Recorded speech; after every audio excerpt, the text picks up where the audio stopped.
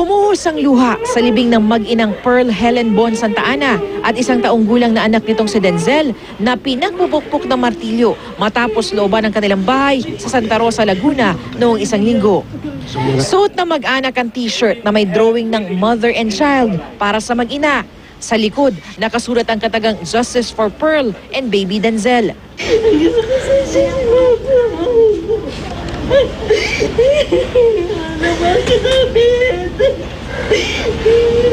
Ang asawa ng biktima, nakatakip pa rin ang muka dahil sa takot sa kanyang seguridad.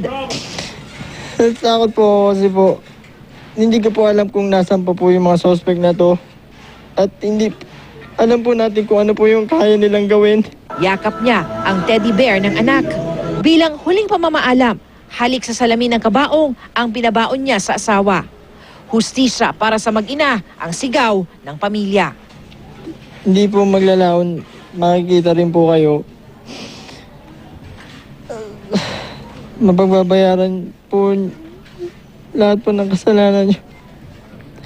Sa ngayon po natatakot po ako sa sarili ko pero mas gustuin ko pong isakripisyo yung sarili ko. Lumawas lang po sila. Hindi ko ma-describe kung anong sa normal na tao hindi magagawa ang ganun. Gumugulong na rin ang parallel investigation ng National Bureau of Investigation o NBI.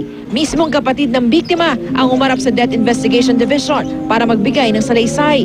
Kung dati nakatago ang buka, ngayon hindi na raw siya natatakot. Bakit? Para saan? Hindi tayo ang nagtatago eh. Hindi tayo may kasalanan.